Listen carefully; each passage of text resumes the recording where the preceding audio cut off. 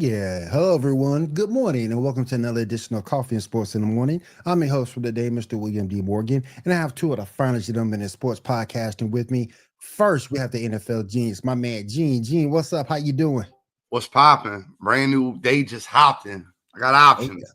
We'll Oh pass yeah. that rock like Stockton. Facts. All right, and the other gentleman I have the honor of being with this morning, my man Mo. Mo, what's going on with you today? Hey, what's good, Will, Gene, chat? Let's go. All right. Real quick, we got a lot to talk about. We're gonna do a quick Raw rundown, get everybody's opinions on Monday Night Raw. Then we'll move on to the rest of the show. Um, I thought Monday Night Raw last night was like a B plus grade. We did get new tag team champions. Um, New Day wasn't doing much with it, guys, and they give it back to the Judgment Day. Do you think that was a good call?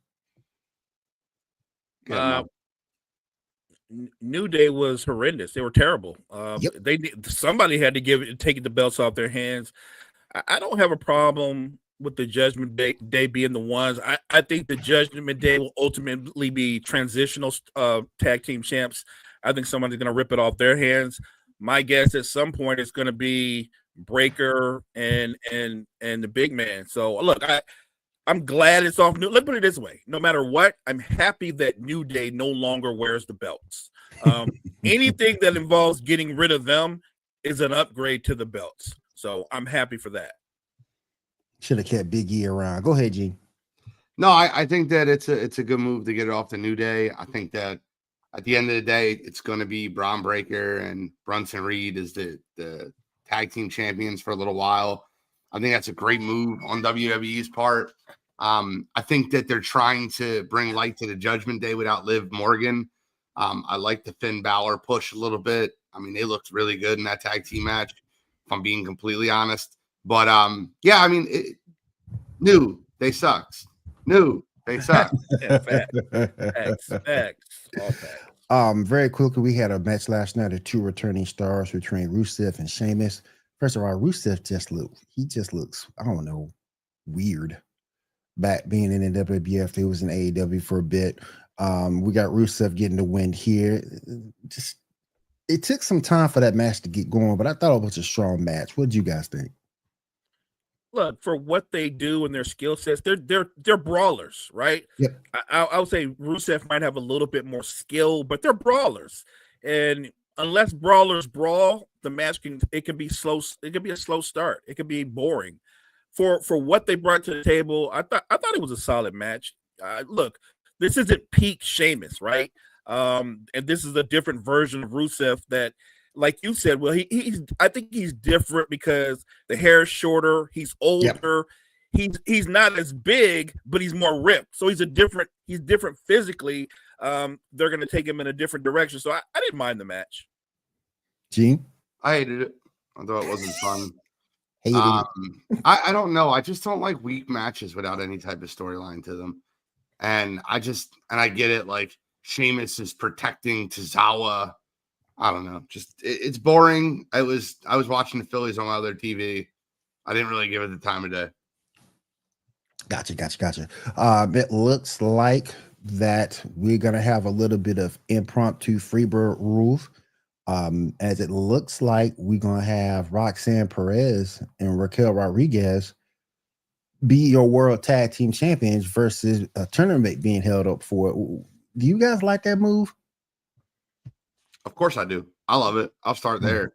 I think it's a great move because it plays into the Roxanne Liv beef that they're gonna have. I mean, it's a retold story. Yep. It's a retold story of Naomi and Bianca. It's a retold story of Liv getting into the Judgment Day with Rhea and talking to Dom. Like, this is a retold story, but I enjoy it, and I also think it gives them a perfect opportunity to showcase four teams at the Women's Revolution, and I think that you're going to get a new tag team champions there when Charlotte Flair and Alexa Bliss tag up to beat them.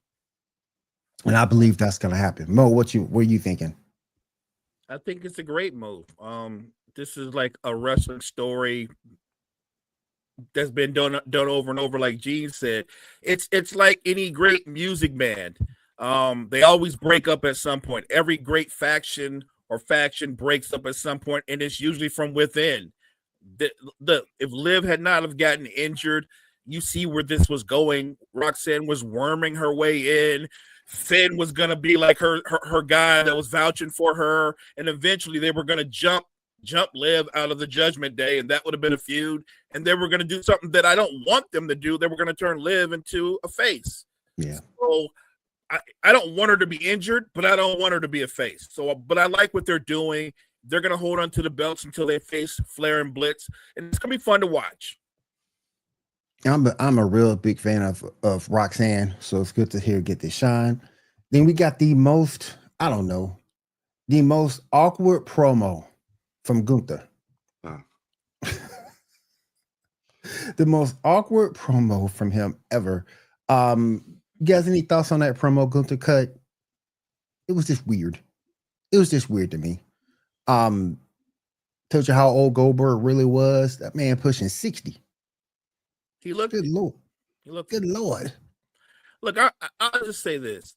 With Gunther, he doesn't have great mic skills, but with his limited mic skills, when they keep it simple, it's effective.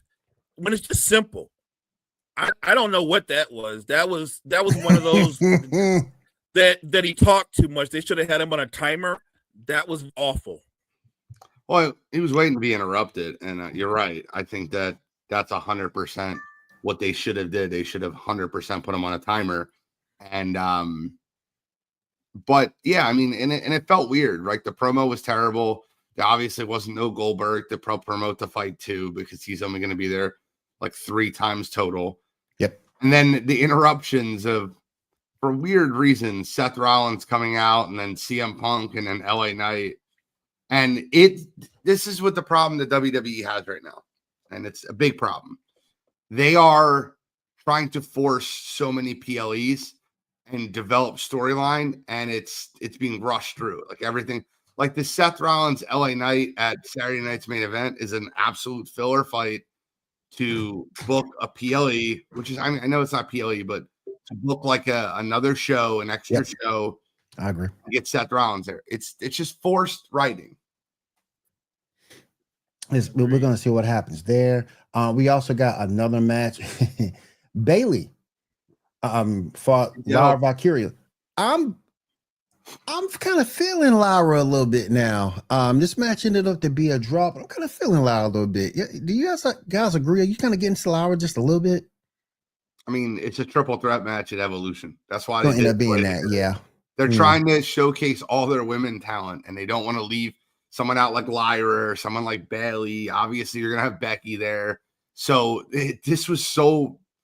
I don't know how to explain. It was so very predictable. Like, oh, triple threat match. Any thoughts, Mo? No, I agree. That match is a prelude to the triple threat match. It's a setup, but it was an obvious setup.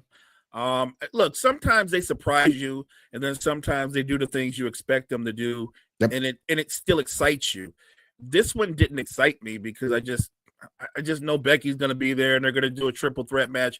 And look, the reality is, if it's going to be a triple threat match, I think that benefits Becky. I agree. Last match for the night: Sami Zayn and Penta versus Bronson Reed and Braun Breaker. And we do have Breaker and Reed defeating them. What grade would you give that match, fellas? Yeah, Mo. For the talent that was in the ring, I'll give it a B. I thought it could have been better. I just don't like I understand that the faction of Seth Rollins, I'll continue to call it Revolution. I'll understand that faction is going to be like Seth being the visionary and those two being bodyguards. I just don't need them to constantly look like doofuses. Like, oh, they're so dumb. They're just dumb meatheads. And then I guess I don't know what they're setting up with Jey Uso, but Jey Uso just comes out to, I guess it's the end of the night, so we have to put the main event Jey Uso song on so the crowd can feel like they heard it. I don't know. It's like, it was 2-on-2. It wasn't like They were getting jumped. Normally, Right. the third person comes in when they're getting jumped. It was 2 people beating up 2 people. Yeah. There's no shenanigans. That is unique. Like normally a face doesn't show up to save the day until the numbers favor the heels. Right. The heels was just straight putting a whooping on them, and Jay shows up, and I'm like, not necessary. Like I feel like With they a don't. chair. Like, so 3 versus 2 and a chair. Yep. Yeah, facts. And Facts look, on that. I don't think they know what to do with Jey Uso. I really don't. They recognize how over he is, but they don't know what to do with him. They don't want to put a belt on him, but they don't want him to fade to black either. They don't know what to do with him. Yeah, they're kind of no man's land. And the last thing that happened on Monday Night Raw is notable.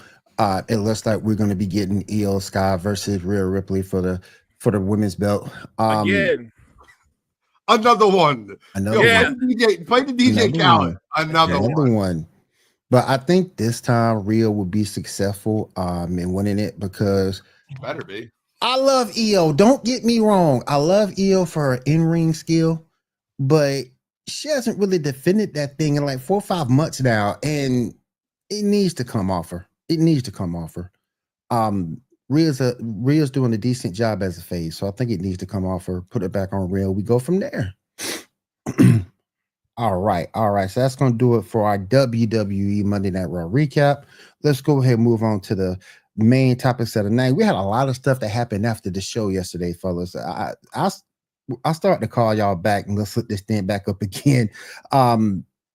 First things first, we had a trade yesterday between the Steelers and the Dolphins. We had Mika Fitzpatrick heading back to Miami for Jalen Ramsey. We had that happen yesterday. Jonnu Smith is also moving over to the Steelers. Gene, I'll start with you. What do you think? Who were the winners and losers, and what was the benefits for each team? I think the winner is the Miami Dolphins, and I think it's clearly Jalen Ramsey's cooked, man. And I don't understand what they're doing. Joey Porter Jr. is already there. They have Darius Slay.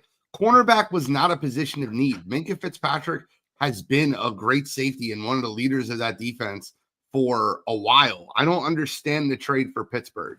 I get bringing in Jonnu Smith, but I didn't think you needed to swap Jalen Ramsey for Minka Fitzpatrick. I didn't even think you needed to give up Minka Fitzpatrick to get Jalen Ramsey. And then you take on all that salary. And this will be the 4th year in a row the Steelers will lead the NFL in defensive payroll. I don't get it. They struggle on offense every year, and they're going to lead the NFL in defensive payroll again. I think it's a bad trade for Pittsburgh. I actually think it's a good move for Miami. Jalen Ramsey wanted to get out of there. The scheme didn't fit what he was doing. He's making a ton of money. You get Minka Fitzpatrick back, who a lot of Dolphins fans were like, we should never give up on this guy. If you remember, he originally was traded from the Dolphins to the Steelers for a draft pick. And Dolphins fans hated losing him. So you kind of get him back. It's a win-win for Miami. Mo, any thoughts on that trade? I don't know the Steelers' strategy. I guess they plan on winning a lot of 10-3 games or 13-10 or something like that until they play a team that has a really big physical offensive line, and then they're going to get mauled, like the Ravens. I don't know why you're so fixated on your defense, which is the best part of your team, and your offense, which is clearly the weakest link, starting with your offensive line. You should make some moves to improve your offensive line. You should make some moves to add some more playmakers on the outside. Get a playmaking running back. Get somebody special that can do something outside of Aaron Rodgers. Yeah, Jonnu Smith can help, but they already had a solid tight end. Do they plan on playing a lot of 2 tight end sets? Like, even if you play 2 tight end sets, if your offensive line is one of the worst in the league, Aaron Rodgers is still going to be on his back. So I get they're improving their defense, but here's my thinking. If your offense goes 3 and out, 3 and out, 3 and out a lot, I don't care how good your defense is, they eventually break and wear down because your offense is bad. Makes no sense to me, the strength of the strength. We'll see how that holds up. Also, I'm going to go ahead and move on over to the NBA. Talk about a talent who I wanted my Bulls to get, who we were unsuccessful, of course, as always. Ace Bailey gets drafted number 5 to the Jazz. We all know he did not want to go to the Jazz. We all know that. Do you think he acted up on purpose so he can end up with the Nets or the Wizards? Well, I'll start with you. I think he acted up on purpose because he had franchises he wanted to go to. He was being particular. So he put on a show and he made demands about don't draft me. And he had a list of teams that didn't want to draft him, including the Utah Jazz. And I think Danny Ainge said, I don't give a damn. I'm drafting you because my job is to improve my team by getting the best talent I can. And I laughed when all the pundits were like, well, what are they going to do now? Because, if he doesn't want to go in that culture and the style of living and all that other kind of stuff. You think Danny Ainge cares about all that? Danny Ainge was prepared to let dudes sit for the year or however long. And if he talked about playing overseas, he could play overseas. But you know what wouldn't change? The Utah Jazz will still have his rights. And somebody talked to him and made him realize, like, you're going to be playing basketball for Utah. Put on a good face. Spin it around because you're not going anywhere, which is what he's done. Yeah. Listen, as much as I hate Danny Ainge, I love Danny Ainge. I hate Danny Ainge because he used to be the Celtics GM and he fleeced the 76ers multiple times. But as a fan on the outside, I respect the hell out of Danny Ainge. And I knew immediately when Danny Ainge drafted him, it was, you better figure some shit out because I'm not trading you. So you can go out there and be a happy guy, or you don't need to be a happy guy, but you're going to be a Utah Jazz, or you're not going to play in the NBA. And he just does not care, and I love that. I think it's Charlotte, on the other hand, was the team that bended the knee. No problem. We'll take another bust. Con Kneeple, come on down.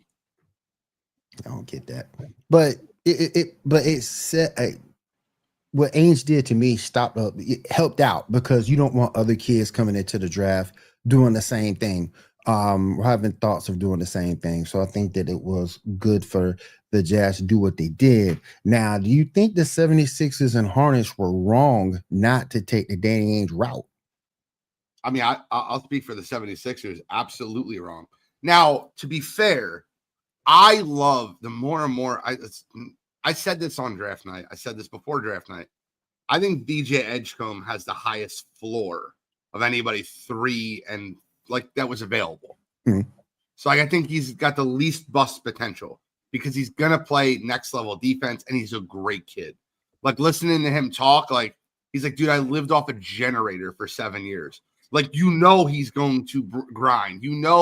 Bring him in that locker room with Tyrese Maxey, who's a notorious hard worker. It's going to be great for him. I love Justin Edwards. I get it, right?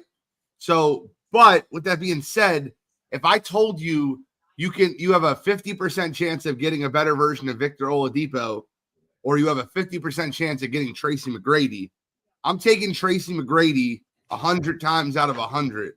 And VJ Edgecombe could be Victor Oladipo.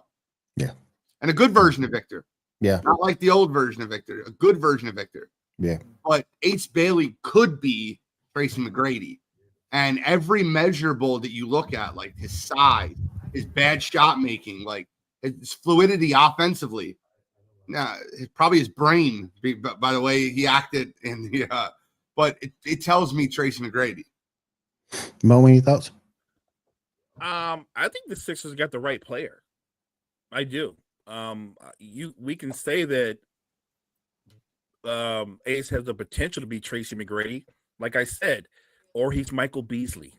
And the way he started out his career this far, he's leaning towards Beasley. So I think the Sixers got the better player. You can tell me about the guy who has more talent or potential, but I think Edgecombe's going to have a better career, and ultimately that's what matters. So we'll be talking about what Ace could be, but if Ace turns out to be just a good player and he averages 16 points a game but shoots 40% from the field and 33% from 3, we're not going to be like, oh, we're going to be saying all that talent. Like I think Edgecombe's going to have a better career.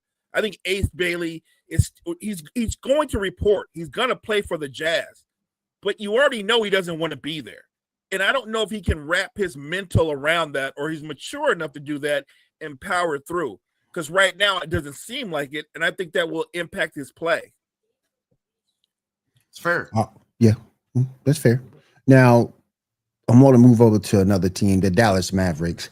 Can the Dallas Mavericks have a successful season if they stay healthy?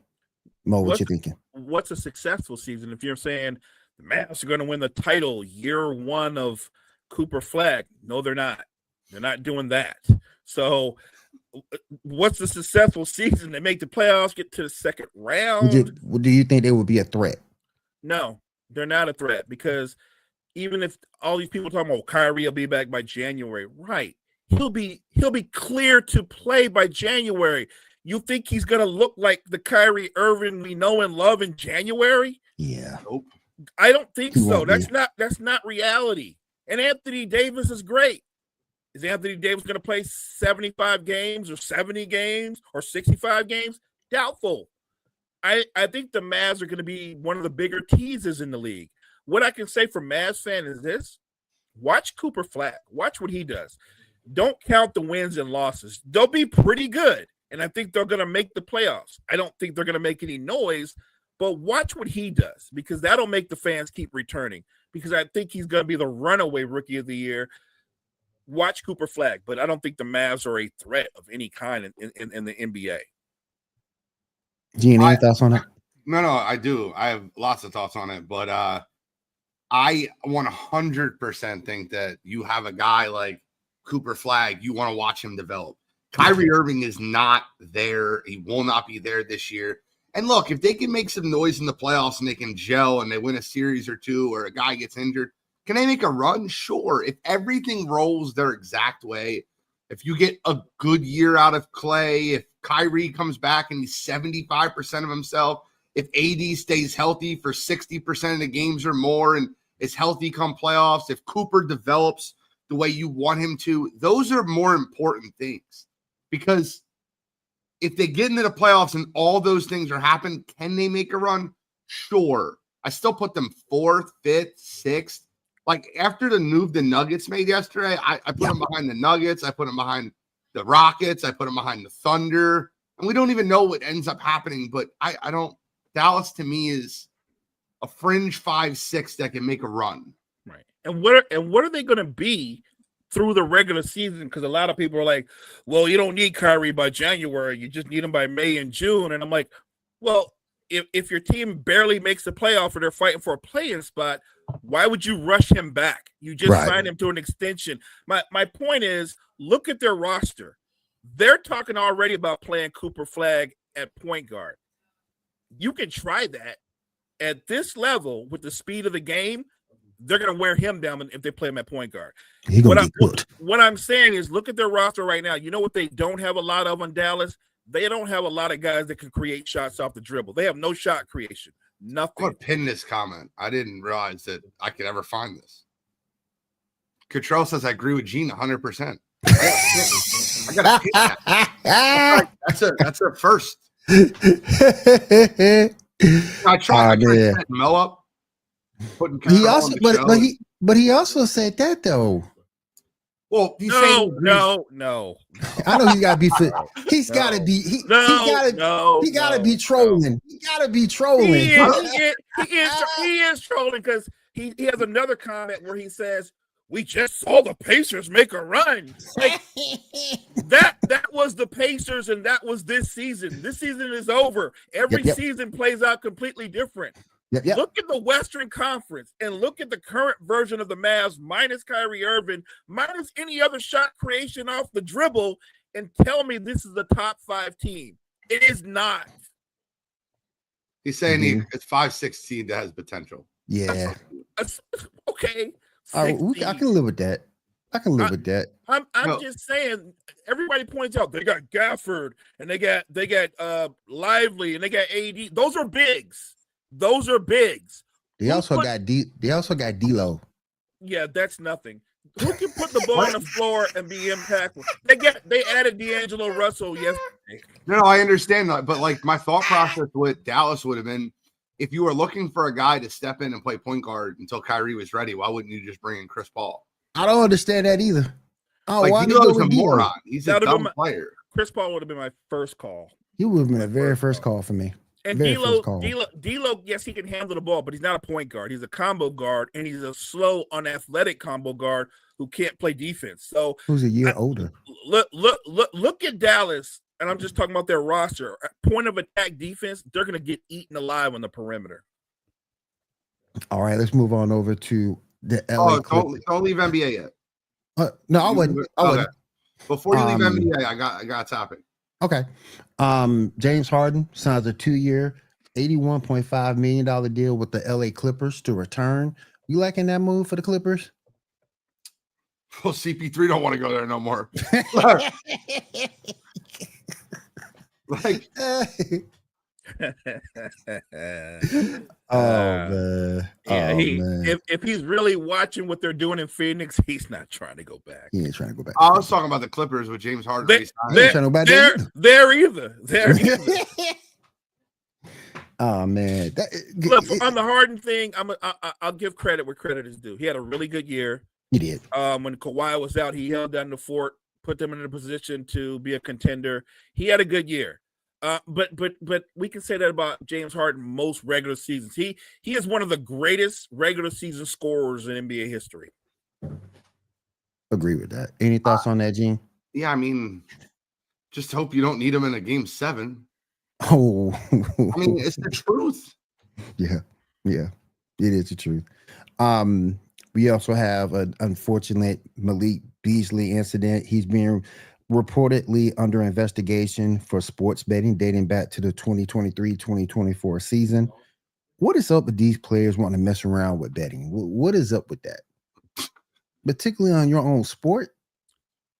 What is going on with this? I feel like Malik Beasley got in debt because he probably lost a lot of money because I'm guessing he was betting against his own Pistons, and the Pistons ended up being better than what he thought. Look, he doesn't have the benefit of having an interpreter that can take the fall, so he's gonna get busted. I don't think he comes out of this. I think he won't. I don't think he plays basketball this year.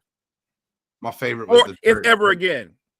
My favorite was the Terry Rozier has been cleared from all gambling. I'm like, so bad. He was so bad they investigated him. They're like, he had been throwing the game, brother.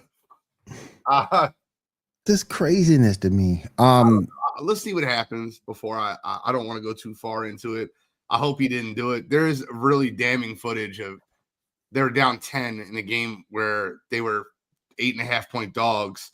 And he gets the ball with 4 seconds left. Oh, yeah. To the other side of the court to dunk it with no time left. You would think it was like the game walk-off dunk to make it within 8. I'm like, things that make you go, Why'd you do that? We got free agency starting July the 6th. We have Miles Turner. Yeah. We have it already started. Pretty much.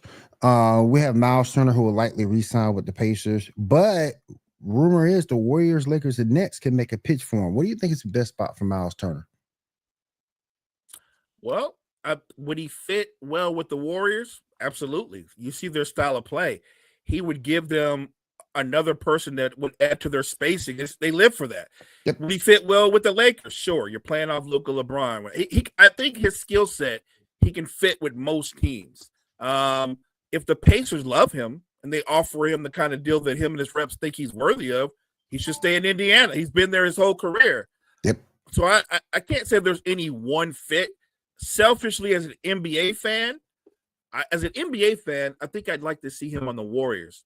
As a selfish Laker fan, of course I'd want him because he would give us a shot making, rim protecting big, which is what the Lakers desperately need, rim protection. So sure, of course I would want him on the Lakers, but I think where he would look better in terms of fans watching and enjoying the game, I think it would be Golden State. Cottrell said nobody else is putting up with those 4 rebound games from him. He better stay where he is. I just want to ask a question. You know, you asked me a question, I'm going to answer it with a question. When is a free agent not rumored to go to the Lakers? Facts. Like, it's like the Eagles in football. And Facts. Cottrell put me onto this shit, and I didn't even realize I was doing it. But like every big free agent, like, oh, the Eagles are gonna get him. Myles Garrett, Aaron Donald, like all these guys. I'm just like, I really believed into it. I'm like, oh, it's gonna happen. It's gonna happen. But like the Lakers are rumored for every free agent. 100%. 100%. Yep. And And the I only one that puts up banners, not Mo. They're the only one that puts up banners for winning the offseason. I've never seen that. It's like if you go back and you look at it, it's the media. Because if you go back and look at it, the Lakers are a topic of conversation on almost every ESPN show. they are. Look, I'm not into that. I'm not into that. But every time I see these rumors about Lakers are interested in, now they're talking about they're going to sign DeAndre Ayton, right? Which they may. I'm not crazy about that move, but I guess beggars can't be choosers. Yes, the Lakers are always rumored to be interested in this, or they'll say something like the Lakers could be in play for Giannis. Like, no, they can't. No, they're not. The only way they're in play for Giannis is if we're sending Luka back the other way, right? Like the Lakers are like the Cowboys or the Eagles. Like they are rumored to be connected to everybody. But Yes. I want to remind people about free agency. In the history of free agency, the Lakers, because the perception is they get who they want. They've gotten two big free agents forever, Shaq and LeBron. That's it. We don't. That's it. It's perception versus reality. The Lakers don't clean up in free agency. The Lakers' history has been they've gotten better through blockbuster trades, not in free agency. Who did they get when they won the offseason last time? They got Gabe Vincent. They got that square from Atlanta that everyone swore was going to be Cam Reddish.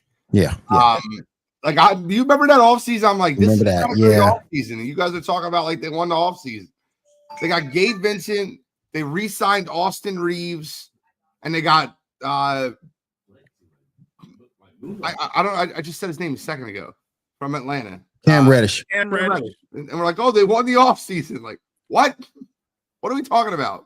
Stop it. And all I heard was people going like, you don't know. Now they got floor spacers. Now you got spacing spread out around LeBron. Like, yo, chill, man. Like it gets to be crazy.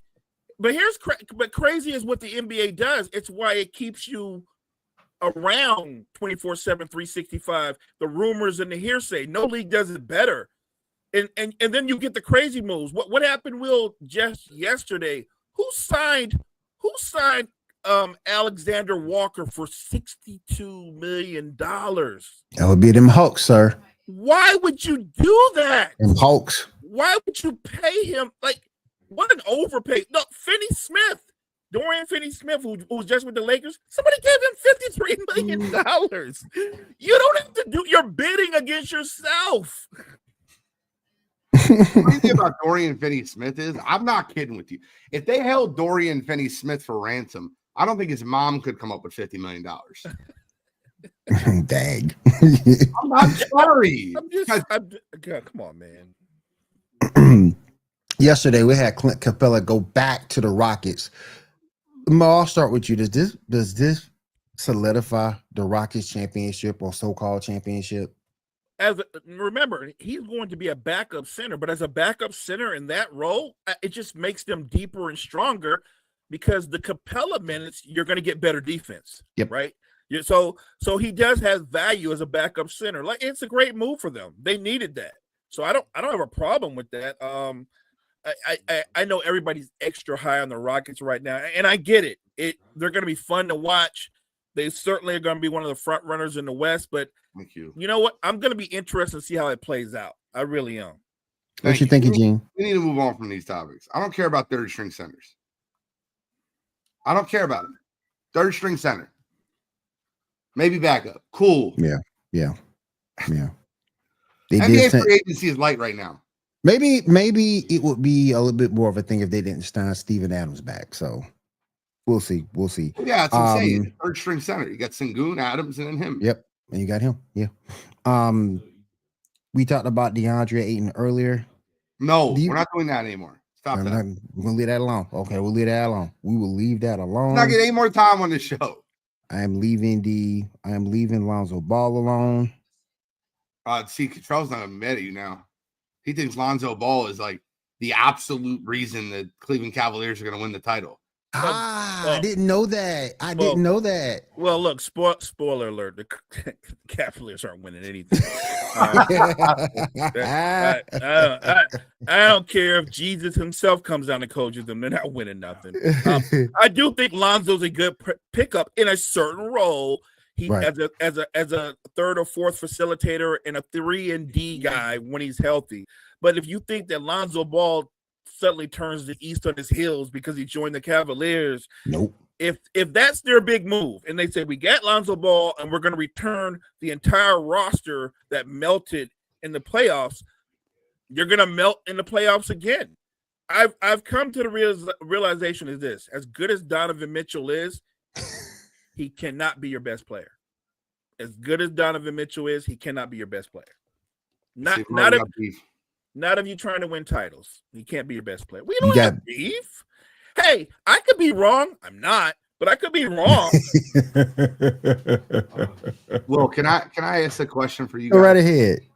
All right. So the other day on Gil's Arena, they did the perfect NBA player. And we were teasing this yesterday, and I've been waiting to do it today. Mm-hmm. So I'm going to ask you guys to build your perfect NBA player. I want to see now that you can only pick one player for each one. And there's only 5 categories, nothing crazy. We're not going to go, but you can't pick the same player twice.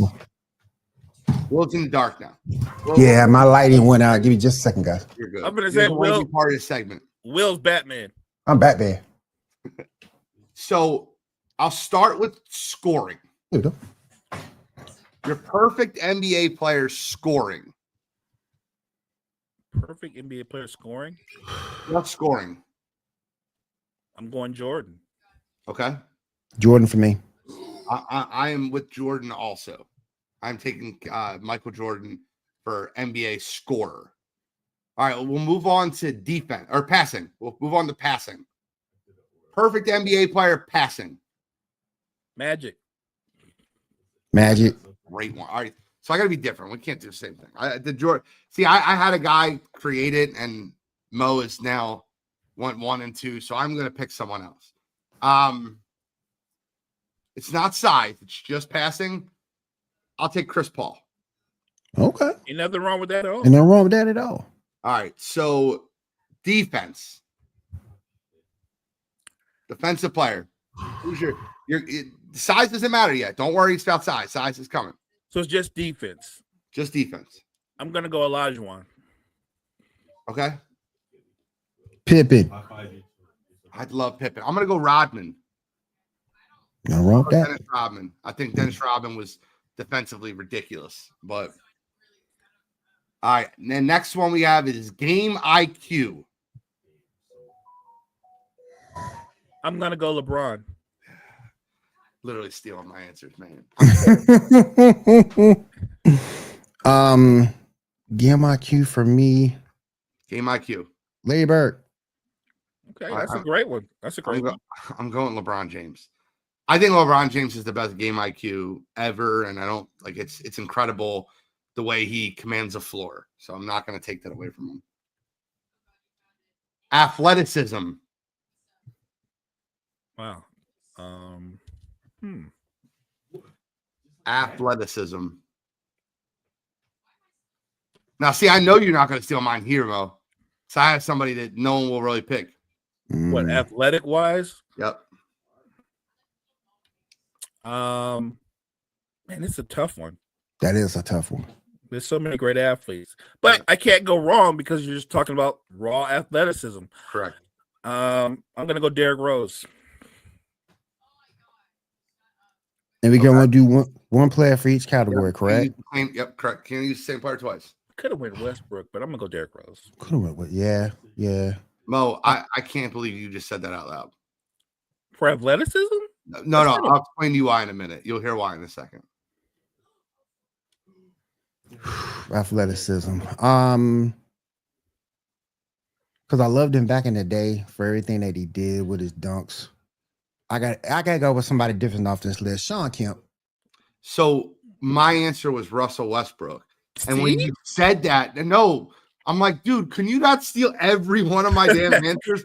Like, I had it written down, and I'm like, this guy's literally every one. It's like Magic, Jordan, like everything. I'm like, oh God. And then the last one, I added this. This is me adding this. Now you got your player. You can think about it all you want, right? So you got scoring, you got game IQ, you got defense, you got passing, you got athleticism. Now you get to pick your player build. Whose build do you want? Whose body are you putting this all in? Ooh. Man, that's a tough one too. Actually, it's not tough for me. Well, no, it is tough. I forget. We've already named some names. That would be great build, right? Yeah. That would be number one for me. Okay. Putting all this into the body of one player. He said Wemby. That'd be a great one, Cottrell. I'm not arguing that. But the thing about body, I'm thinking about all the factors, right? What does the history of the NBA tell us? Guys like Wemby, they don't play long. Yeah. I hope I'm wrong, but they don't historically play long. I'm gonna get some heat for this, but I'm gonna say it anyway. I'm going with Larry Johnson. Okay. Really? Yep. I love this build. I love this build. Okay. Back in the day. I got you. I love this build back in the day. Big, strong guy. I know he got hurt, but that is a great answer. If I heard you right, I think you said Giannis. I'm going Giannis. That's a great answer. So I got Giannis for my player build. And like, I could add shooting, but every single one of us say Steph Curry and then we're done. Yeah. Yeah. Right. Yeah. That's no point. But yeah, I just wanted to get your perfect NBA player. Now I want to read you guys out what they said, and I want you to give your like just natural reactions. Is that cool? Sure. Yep. So Gilbert Arenas picks Kobe for scoring, Magic for passing, Scotty for defense, LeBron for game IQ, and Michael Jordan for athleticism. I mean, no problem with that. That's not bad either at all, because you could have went Kobe for scoring, and I thought about saving Jordan for athleticism, but I thought about Jordan I could have went with KD for scoring and saved Jordan for athleticism. So I get it. That's not bad. Kobe's great. That's not bad at all. I'm shocked he gave the old school guard some credit. I will say that, because he normally hating the old school guys. That's not old school. That's like the only person that has the old school is Magic. And I don't know. That's not old school. Old school to me is like, and where a lot of these guys hate is when they get back to the 70s players and the early 80s players. But Tracy McGrady went Michael Jordan for scoring, Jason Kidd for passing, Meta World Peace for defense, Kobe Bryant for game IQ, and LeBron James for athleticism. Meta World Peace. So I'm good with Kobe for IQ, because he does have a crazy high IQ. Who do you have for athleticism? LeBron. He's not that athletic. He really isn't. But yeah, okay. That's not bad. The Meta World Peace for defense. Ron was a tough defender. I never thought he was the best defender. He was really good, but okay. I thought Ron Artest was like a poor man's what Dennis Rodman was. Yeah. Yes. Instigator and agitator. Yeah. And Rodman was just better. And I don't know if you're going to give that, I liked Ron, but like if you're going to give him his comp, it's Rodman light, you know? Yeah. I don't think he's as good. That's a good point. I don't know. It's a funny thing about athleticism. There's different levels of athleticism, right? Like, I've heard people go, well, LeBron's bigger and stronger than Jordan. Facts. But he's not quicker. So he's certainly not more athletic. He's not. That's not even close. And I hate that Nick Wrong comparison. I call him Nick Wrong. I hate that Nick Wrong comparison, because Jordan's bigger, stronger, faster, so he's obviously better. Okay, here's my thing. Cam Newton is bigger, stronger, faster than Tom Brady. Is he the better quarterback? Well, no. No. But he's bigger and stronger than most quarterbacks, and they would be better than him. But I just think the bigger, stronger argument it's a lazy argument. It's a dumb argument. That's not how sports is played. If it was as simple as that, then Shaq would be the GOAT. Yep. And then the last one was Chris Webber. He picked Durant for scoring, Nikola Jokic for passing, Draymond Green for defense, Tyrese Halliburton for game IQ, and Anthony Edwards for athleticism. All right, I do not agree with the Halliburton thing. Like, Nope. I think Chris Webber is literally a prisoner of right now or the moment or whatever. That doesn't make sense to me. Who did he have for defense again? Draymond. Draymond. Whatever. Draymond won one DPOY? Yeah, he got one. Look, he's not. This is not me saying Draymond's not a great defender. He is. But and I know he said repeatedly on his own podcast that he thinks he's the greatest defensive player of all time. He's not. He's not first, second, third, fourth, or fifth. But I love the confidence. Oh, heck yeah. Chris Webber once again proving something within the framework of that conversation. The reason why I wouldn't pick him for a lot of things, low basketball IQ. It's funny because they rank the greatest centers, and whenever they do that, they do it based off of statistics, right? Sure. And the four greatest defenders of all time, like, are listed as Bill Russell, which is, I get it, it's 1930. Hakeem Olajuwon, Tim Duncan, Kevin Garnett, and then Dennis Rodman is 5, with Scotty 6. I don't have a problem with. Well, I love Hakeem. You should mention Rodman. Don't do that. No, that's the last person you should ask because it's going to be the dumbest answer you can ever. Because somehow, some way. Rashad McCants said some European teams could beat the Nuggets in the NBA. Yeah, facts. Look, if you ask him to build his perfect player, I promise you, somehow, some way, he's going to include himself some kind of way. Oh, he'll put himself in one of those. Oh, yeah. Remember he said he'd average 25 if he got more minutes? Yeah. Come on, man. Guys, I got a funny video to show you guys. Do you have any more basketball topics before we move forward? I do have one more.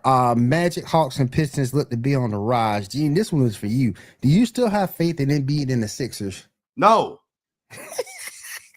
No. You should have asked him a different question, Will. Do you have faith in your young core? 100%. Then the young core is different. Because that's different to me. Yeah, that's different. I think the 76ers should blow it up, and they're in the middle of should we blow it up? Should we not? They're playing hopscotch with blowing it up. Like all the trade talks around the offseason where can we just get rid of Paul George's contract? Paul George plays this year. That contract becomes more unmovable. Yep. But that's all the basketball that we got. I want to share something funny with you guys. And this to me is just something that I don't think I've ever seen. I don't think it's ever happened, obviously. But it is crazy to me that this happened.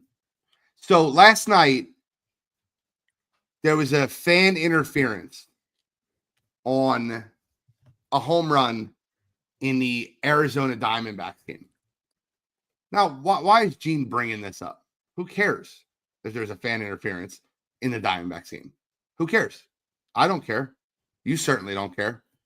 Well, there's been 4 fan interferences in Arizona in the last 4 years.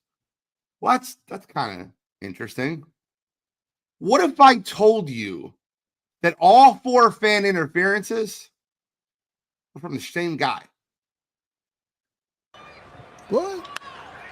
He's got some power, and it's on display right here. Oh, we're going to have to look at that one. A fan may have reached over. They are now. Yeah. Uh-oh. Yep. Oh,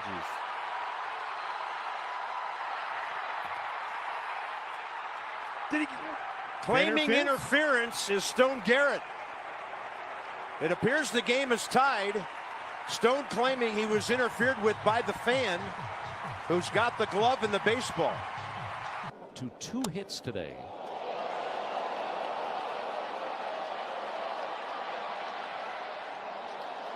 And the fan took it away. Oh, that should be interference. It's ruled a home run to start. Pirates take a look. The same dude. High fly ball to deep left center. All the way to the wall, and did he get it? No, he didn't. No. And we have to check for fan interference. Tim Tebow left. Same guy. Again, 4 straight years. And if you notice, it was July, and June 30th. Same guy has interfered with 4 home run balls within a calendar year of each other. That's crazy. A real life. Last night was ruled a double. You see, last night he kind of dove over to catch the ball. So I think that's we got a real life easy. Marty McFly. Like I think we got a real life Marty McFly like that. This dude is not normal. That doesn't have that happens like once in a lifetime. 4 times. That's scary. All right, to finish up the show, if Gene, do you have anything else you wanted to bring on? no, I just really wanted to throw that out there. But That's That insane. That's insane. It is insane. Get into a little bit of the NFL real quick. And Mo, I know you like these. You need a starting quarterback. So I'm gonna go this way. Desmond Ridder. oh, are you doing that in the chat? Uh-huh. Let me do this. Go ahead. It's called a quarterback ladder, right? And you, Mo, I don't think you've seen this yet, so don't look. Okay. It's a quarterback ladder. I know you've seen it, Will, but I'm going to give you 2 players, and one player is going to advance, and we're going to go all the way down the line, and we're going to see who's at the top of the quarterback ladder. Okay. That's what it is. So, and I'll give you my answers too. Desmond Ridder or Anthony Richardson? That's so bad. I'm going Anthony Richardson. I think Desmond Ridder is the worst quarterback in football. Damn if you do, damn if you don't. I'm going with Richardson. I'm going Richardson by default. It's so bad. It's bad. Anthony Richardson or Sam Howell? I'm going Sam Howell. How? I'll go Anthony Richardson. But you guys overruled me. So Sam Howell or Aiden O'Connell? Jesus. I'm going to Aiden O'Connell. O'Connell. I'm still going. I'll go Anthony Richardson, but for this exercise, because it's Sam Howell or Aiden O'Connell, I'll go O'Connell. Aiden O'Connell or Marcus Mariota? It does get bad. It does. I feel like this is odd because I think Mariota's like Desmond Ridder. I guess I got to go Aiden O'Connell. O'Connell for me. Okay. Aiden O'Connell or Joshua Dobbs? I don't like Josh Dobbs. A lot O'Connell. of these guys like the same dude. But O'Connell for me. I don't like Josh Dobbs. I have to go O'Connell because I think they're all the same. The other ones are. I'll go with Josh Dobbs. Josh Dobbs or Mac Jones? Ooh. I'm going to go Mac Jones. Mac Jones for me. I'm going Mac Jones also. Mac Jones or Drew Lock?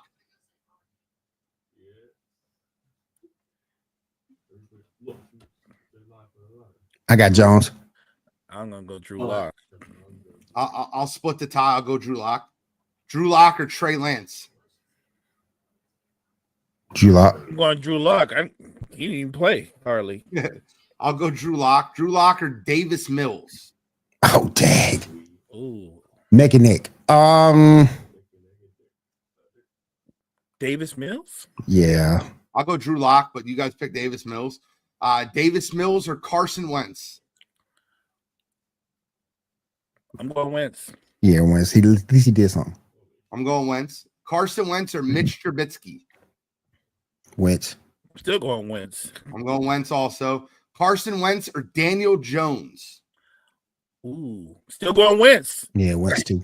Yep. Carson Wentz. I'm staying with Carson Wentz. Yep. And then Carson Wentz or Bryce Young? Oh. That's a little tough. I'm going Bryce Young here. Easy. Clears. Young off potential. Yeah, I could give it to him off potential. The thing is, like I said, Wentz had one great year, but yeah, I would go Young off potential. I think it's Bryce Young. And it's not a career thing. It's like what you'd rather have as your quarterback now. But the quarterback ladder is fun, right? That's up until 32. So you get to, and then you start going up into starting quarterbacks. So I have Bryce Young. Like if we were starting a franchise today, I have Bryce Young over Tua. It's where I have him. I have Justin Fields over Tua also. I could see that because he's one hit away from being done. I think Bryce Young looked really good the second half of last year. Yeah, Tua. Dave Canales really kind of did wonders with Carolina. Then you add Ted McMillan there this year. I think Carolina's offense is going to be good this year. And Tua's one hit away from being done. So yeah, I like that. I mean, even if you throw out the injury potential, so what Young provides obviously is a level of athleticism that Tua never had. So I get it. What school did Tate come out from? USC? Ted was in Arizona. Okay. Ted McMillan's going to be a stud. He's an incredible wide receiver. But the quarterback ladder gets fun. I mean, you can do it like as top 10 quarterbacks, right? But we can do that another day. Maybe me and Mo will do that tomorrow. That'll be fine. And last thing on the docket before we get out of here, something y'all can laugh about. So on Get Up, they picked Daniel Jones to be the comeback player of the year. What are your thoughts on that? I'm not laughing about it. I think he's got a good shot. I do. I'm not laughing about it. I think, and I've said this multiple times, I don't think Daniel Jones is that good of a quarterback, and I think that his failures was his fault. But with that being said, playing with Shane Steichen in a situation where you have a better offensive line, a better receiving core, a better running back, a better defense than you've ever had throughout your whole career, they can win some games in Indianapolis. Now, there's a lot of guys that can win comeback player of the year this year, and that's the problem. Christian McCaffrey's coming back off an injury. Dak Prescott's coming back off an injury. Yep. So I can't pick him over guys like that. Even JJ McCarthy could be your comeback player of the year. Trevor Lawrence could be your comeback player of the year. I think there's a lot of guys that could be comeback player of the year. I don't laugh at it, but I think Shane Steichen will be the best offensive mind he's worked with. They'll have the best offensive line he's worked with.